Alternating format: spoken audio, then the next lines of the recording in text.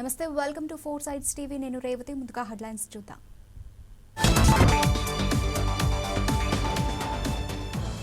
కాంగ్రెస్ పార్టీలో మరోసారి భగ్గుమన్న వర్గ భేదాలు. కరీంనగర్ డీసీసీ కార్యాలయం వద్ద తీవ్ర ఉద్రిక్తత. రాజాపేటలో 34వ రోజుకు చేరిన మత్స్యకారుల నిరసన. తమ ప్రాణాలు తీయొద్దంటూ ఆందోళన.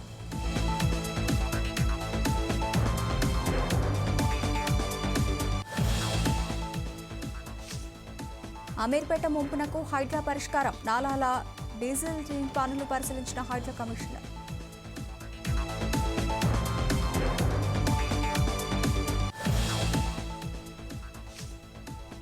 పుతిన్కి ఫోన్ చేసిన ట్రంప్. రష్యా ఉక్రెయిన్ ముగింపుపై చర్యలు.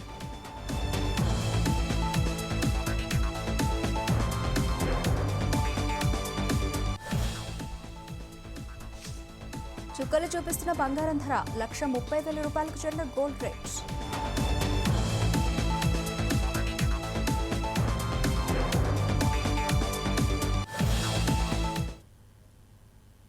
డీటెయిల్స్ చూస్తే మావోయిస్ట్ పార్టీకి మరో ఎదురుదెబ్బ తగిలింది. మావోయిస్ట్ పార్టీ కేంద్ర కమిటీ సభ్యుడు తక్కలపల్లి వాసుదేవరావు అలియాస్ ఆసన్న పోలీసుల ఎదుట లొంగిపోతున్నారు.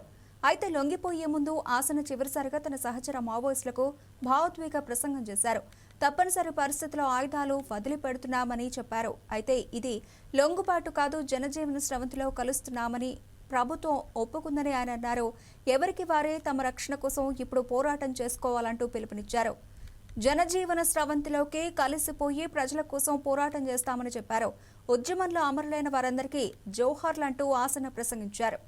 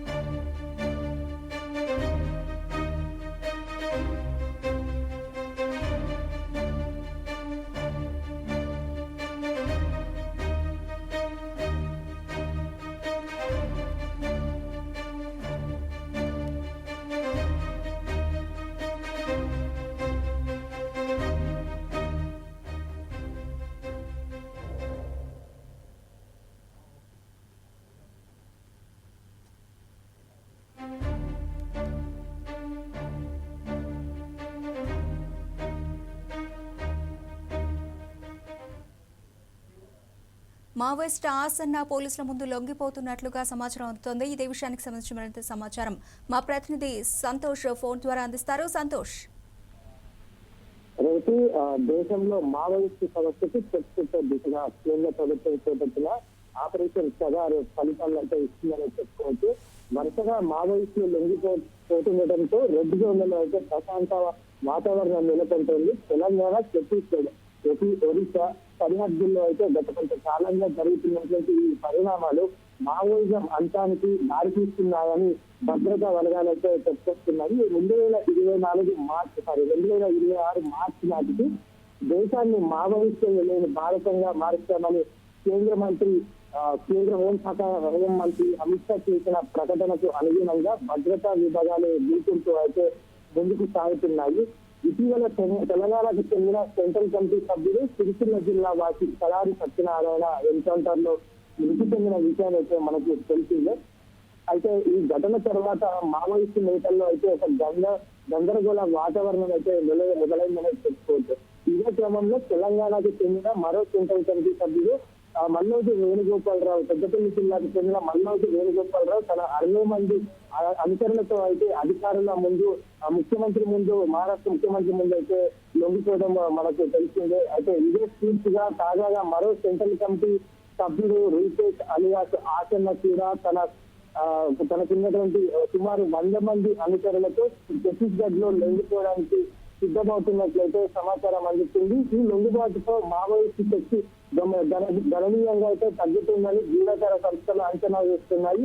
ఆపరేషన్ సగార్ కింద రెడ్ జోన్లలో పోలీసులు, సిఆర్పిఎఫ్, కోబ్రా, గ్రేహౌండ్ సంయుక్తంగా అయితే భారీ స్థాయిలో క్లీనింగ్ ఆపరేషన్లు నిర్వహిస్తున్నారు. అయితే మావోయిస్టులకు అండగా ఉన్న మద్దతు బేస్ క్రమంగా తగ్గిపోవడంతో వారిలో అయితే నిరాశ వాతావరణం అయితే నెలకొంది. తెలంగాణ, ఛత్తీస్గఢ్, మహారాష్ట్ర, ఒడిశా, ఆంధ్ర సరిహద్దుల్లో ఒకప్పుడు బలమైన ప్రాతినిధ్యం ఉన్న మావోయిస్టులు ఇప్పుడు ఒక్కొక్కరుగా తలవంచుతున్నారనే భావాలు అయితే వస్తున్నాయి. ప్రజలు కూడా ఇక అభివృద్ధి మార్గంలో ముందుకు సాగాలనే ఆలోచనలతో అయితే ప్రభుత్వానికి మద్దతు ఇస్తున్నారైతే విషయం అయితే కొంతవరకు సమాచారం ఉంది. Thank you Santosh.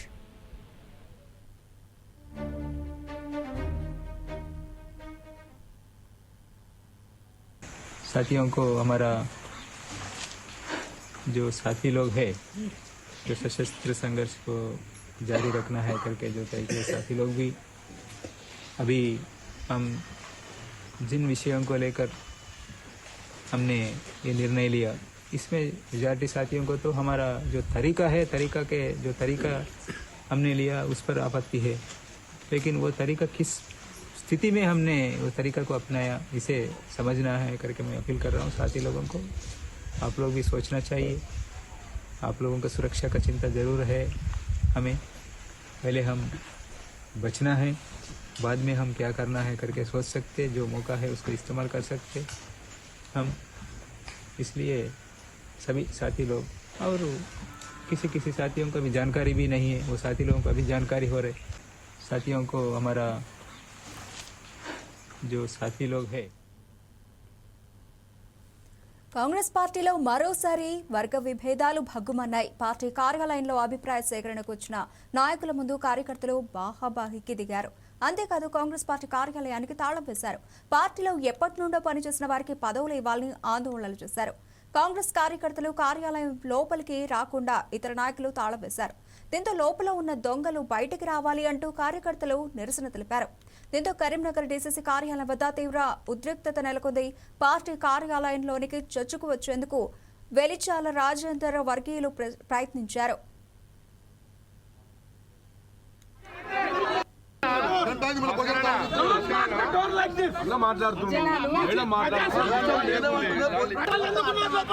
జేబులో పెట్టుకునేట డీసీసీ ప్రెసిడెంట్ కి ఎంత దుర్మార్గం ఇది.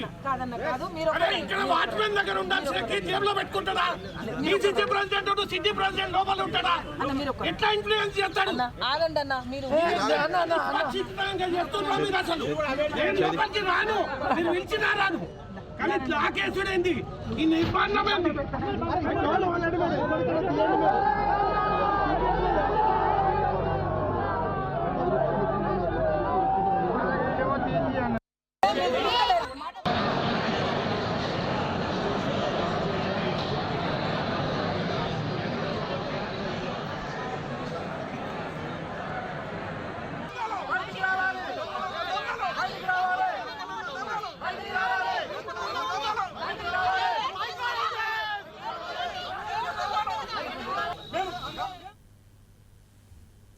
నల్గొండ డీసీసీ అధ్యక్షుడి ఎంపికలో భాగంగా అన్ని నియోజకవర్గాల అభిప్రాయ సేకరణ ముమ్మరంగా సాగుతోంది. ఏఐసీసీ మాజీ జనరల్ సెక్రటరీ విశ్వరంజన్ మహంతి మంత్రి కోమటిరెడ్డి వెంకటరెడ్డిని క్యాంప్ ఆఫీసులో మర్యాదపూర్వకంగా కలిశారు. ఈ సందర్భంగా ఆయన్ను సాల్వతో సత్కరించారు. అనంతరం తాజాగా రాజకీయ సమీకరణలో క్షేత్రస్థాయిలో కార్యకర్తల అభిప్రాయాలు పలు అంశాలపై ఇరువురు చర్చించుకున్నారు.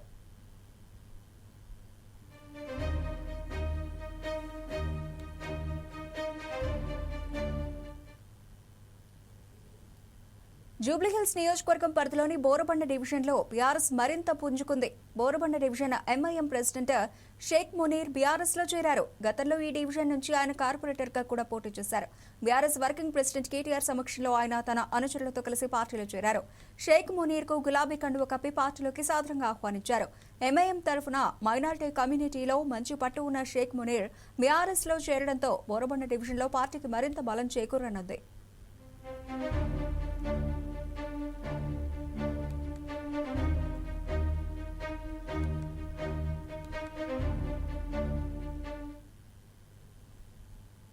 హైదరాబాద్ లో వర్షం వస్తే ఆందోళన. 10 సెంటీమీటర్ల వర్షం పడితే రహదారులన్నీ జలమయం. ఇక అమీర్పేట గురించి ప్రత్యేకంగా చెప్పాలా? జూబ్లీహిల్స్, గాయత్రి హిల్స్, యూసఫ్గూడ, కృష్ణానగర్, మధురానగర్, శ్రీనివాసనగర్ ప్రాంతాల నుంచి వచ్చే వరద ముందుకు సాగక అమీర్పేటలో నడుంలోతు నీళ్లు ప్రధాన రహదారిపై నిలిచిపోవడం, వాహన రాకపోకలకు ఇబ్బంది కలగడం ఇవన్నీ నగరవాసులకు ప్రతి ఏటా అనుభవంలోకి వచ్చిన వరద కష్టాలే. ఏడాది ఆ సమయానికి హైడ్రా పరిష్కారం చూపింది, వరద కష్టాలకు తెరదించింది. ఇప్పుడు 10 సెంటీమీటర్ల వర్షం పడితే నీరు నిలవకుండా ముందుకు సాగేలా హైడ్రా చర్యలు తీసుకుంది. ఈ పనులను హైడ్రా కమిషనర్ ఏవి రంగనాథన్ నిరంతరం పర్యవేక్షించారు. హైడ్రా, జీహెచ్ఎంసీ, జలమండలి, ఇరిగేషన్ అధికారులతో పలుమార్లు క్షేత్రస్థాయిలో పరిశీలించి పరిష్కార మార్గం చూపారు. ఈ క్రమంలోనే అమీర్పేట్లో పర్యటించి పూడుకుపోయిన నాలాల నుంచి మట్టిని, చెత్తను తొలగించే పనులను పర్యవేక్షించారు హైడ్రా కమిషనర్ రంగనాథ్.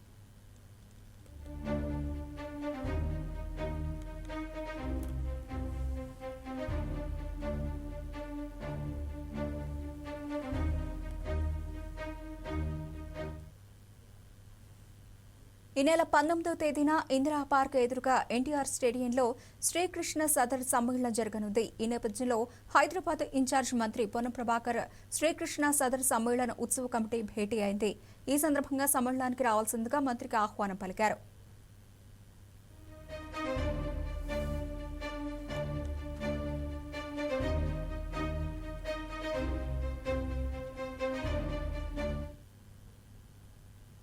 నలభై 42% బీసీల రిజర్వేషన్ల సాధన కోసం సాగుతున్న పోరాటానికి రాష్ట్ర వ్యాప్తంగా మద్దతు వెల్లువెత్తుతోంది. ఈ క్రమంలో రేపు జరగబోయే బంద్కు తెలంగాణ జాగృతి సంపూర్ణ మద్దతు ప్రకటించింది. తెలంగాణ జాగృతి రాష్ట్ర నాయకులు బానోత్ కిషన్ నాయక్ బీసీల హక్కుల సాధన కోసం జరుగుతున్న ఈ బంద్ చారిత్రాత్మకమని అందరు సభ్యులు ఇందులో చురుకుగా పాల్గొనాలని పిలుపునిచ్చారు. బీసీల రిజర్వేషన్ల పెంపుపై మాట్లాడేందుకు కాంగ్రెస్, బీజేపీలకు ఏమాత్రం అర్హత లేదని కామెంట్ చేశారు. తెలంగాణ అసెంబ్లీ కౌన్సిల్ పాస్ చేసిన బిల్లులను ఆమోదించకుండా నెలల తరబడి పెండింగ్లో పెట్టిన బీజేపీ ఇప్పుడు బంద్లో పాల్గొనడం ఏంటని ప్రశ్నించారు. అంటే బీసీ రిజర్వేషన్ల బిల్లులు పాస్ చేసినట్లుగా భావించాలా అని కవిత నిలదీశారు.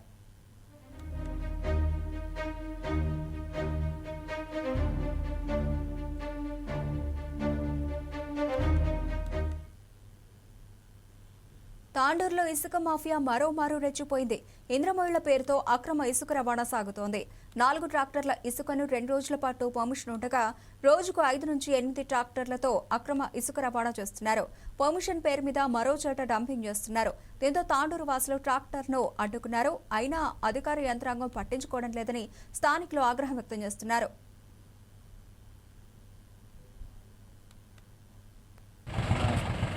बहुत प्रॉब्लम है हमारे और सुबह में 9 बजे जो ट्रैक्टर चलाते ना बच्चे स्कूल में जाने के रहते लाइन लग जाती यहाँ से वहाँ तक।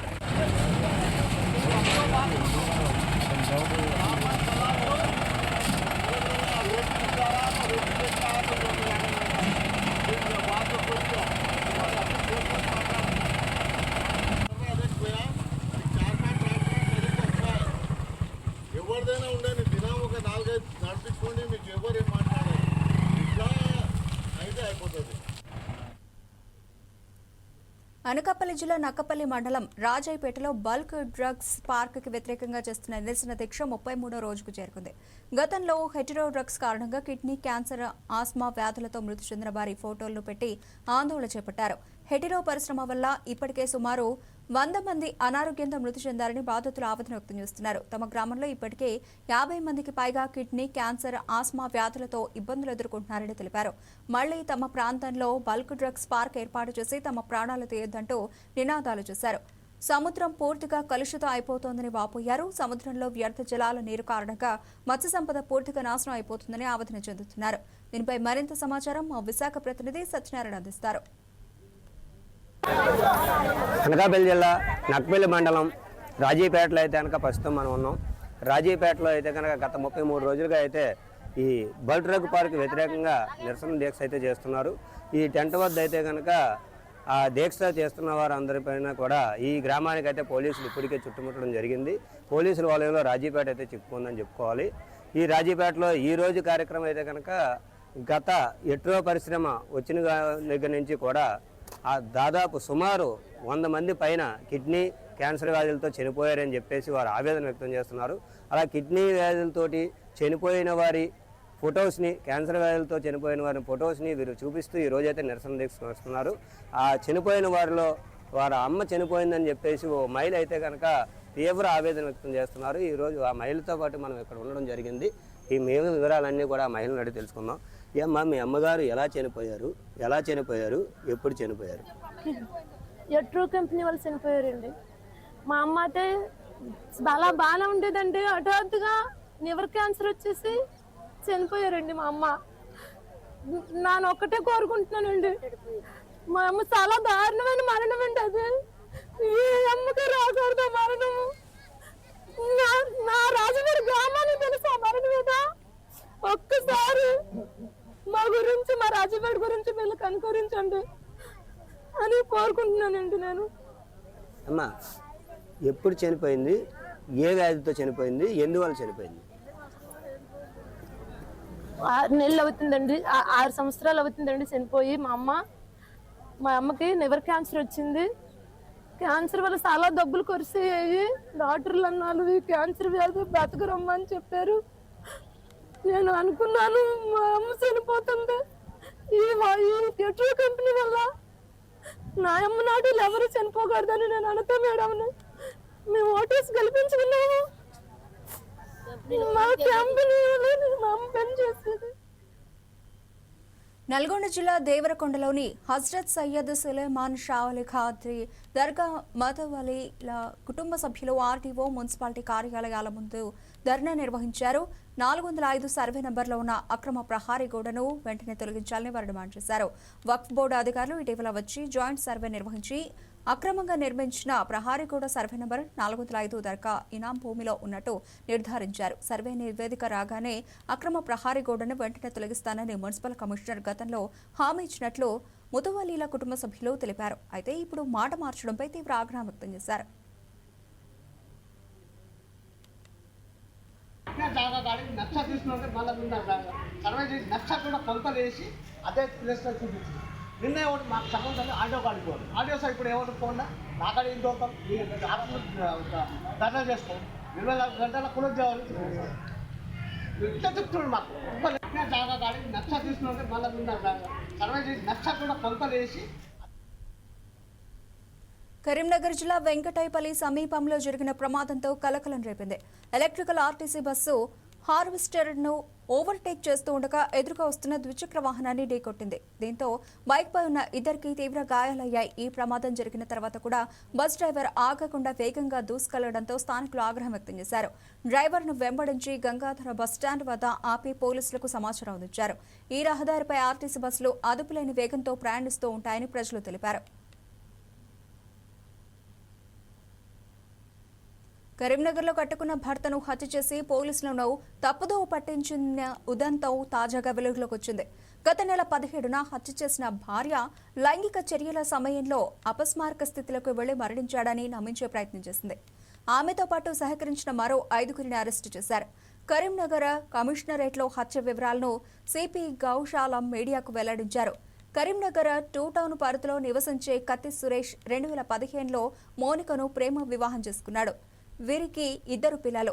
సురేష్ కారు డ్రైవర్గా పనిచేస్తున్నాడు. అయితే మోనికకు నమ్మాటి అజయ్తో ఏర్పడిన పరిచయం వివాహేతర సంబంధానికి దారితీసింది.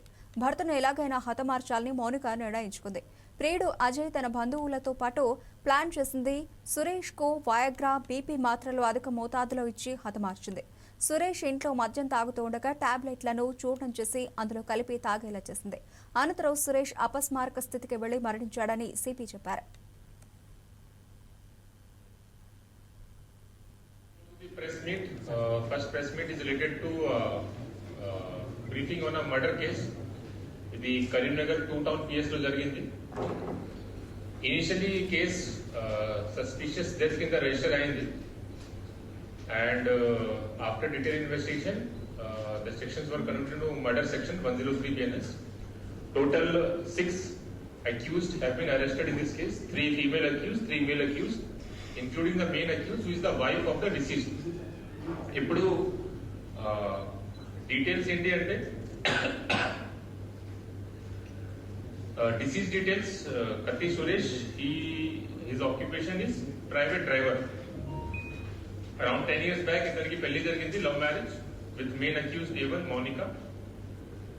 2 పిల్లలు కూడా ఉన్నారు. Around 9 months back A1 got into contact with one Maria who is into prostitution business. Through Maria, other accused తో ఆమెకి పరిచయం అయింది. మెయిన్లీ A1 की डायरेक्ट परिचय A4 तो आయింది दुम्मती Ajay, who is also a customer of A1 and later developed. ప్రముఖ పుణ్యక్షేత్రం కొండగట్టు శ్రీ ఆంజనేయ స్వామి ఆలయ ప్రాంగణంలో ఓ భక్తురాలు మృతి చెందడం విషాదం నింపింది. తలనీలాలు సమర్పించి స్నానానికి వెళుతూ ఉండగా కరెంటు స్తంభం తాకే మృతి చెందింది. అధికారులు సిబ్బంది నిర్లక్ష్యమే మృతికి కారణమని కుటుంబ సభ్యులు ఆరోపించారు. తమకు ఎవరూ సహాయం చేయకపోగా సమయానికి 108 అంబులెన్స్ వాహనం కూడా రాలేదని ఆవేదన వ్యక్తం చేశారు. మృతికి పూర్తి బాధ్యత ఆలయ అధికారులదేనని మృతురాలి కోడలు ఆరోపించారు. మృతురాలు గోదావరి ఖనికి చెందిన పెనుగంటి రాజేశ్వరిగా గుర్తించారు.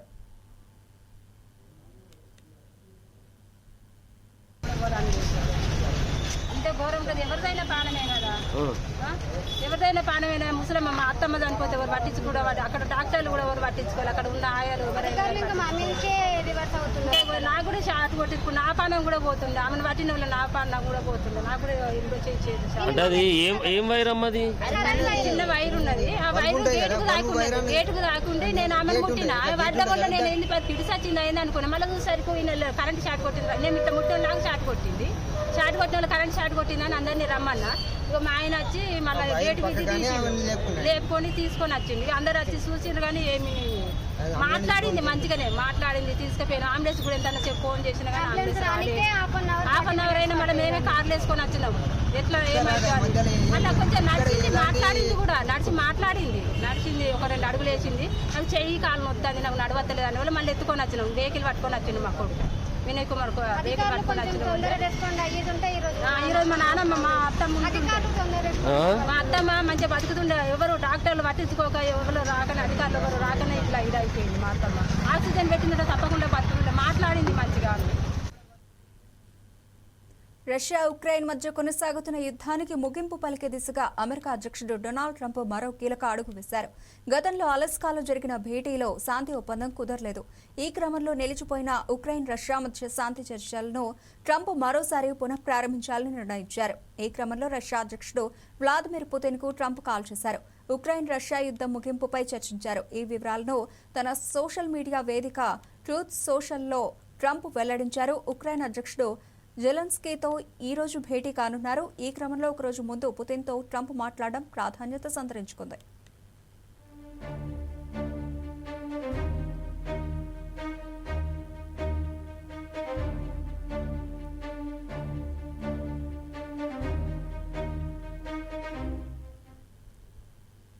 రష్యా ఉక్రెయిన్ మధ్య శాంతి చర్చల కోసం తాను పుతిన్ హంగేరీ రాజధాని బుడాపెస్ట్లో కలుసుకోవాలని నిర్ణయించుకున్నామని ట్రంప్ వివరించారు. ఈ భేటీలో యుద్ధ ముగింపుపై చర్చిస్తామన్నారు. పుతిన్తో ఫోన్ సంభాషణ చాలా ఫలప్రదంగా జరిగినట్లు తెలిపారు. ఈ చర్చల ఫలితంగా త్వరలోనే శాంతి ఒప్పందం కుదిరే అవకాశం ఉందని ఆయన ఆశాభావం వ్యక్తం చేశారు. అలాగే గాజా శాంతి ఒప్పందంపై పుతిన్ అభినందనలు తెలిపారని ట్రంప్ వెల్లడించారు. మధ్యప్రాచ్య శాంతి ఒప్పందం రష్యా ఉక్రెయిన్ యుద్ధానికి ముగింపు చర్చలకు సానుకూలంగా పనిచేస్తుందని అభిప్రాయపడ్డారు.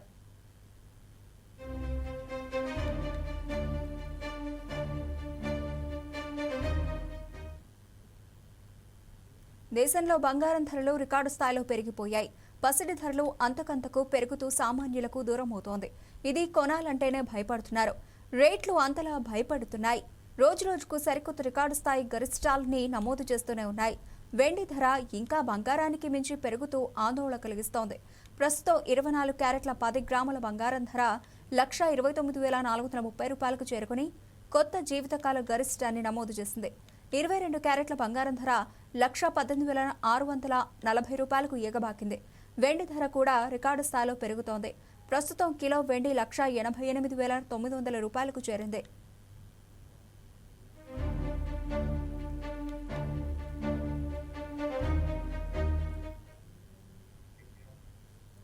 ఇవి ఇప్పటివరకు bulletin updates. Keep watching 4 Sides TV.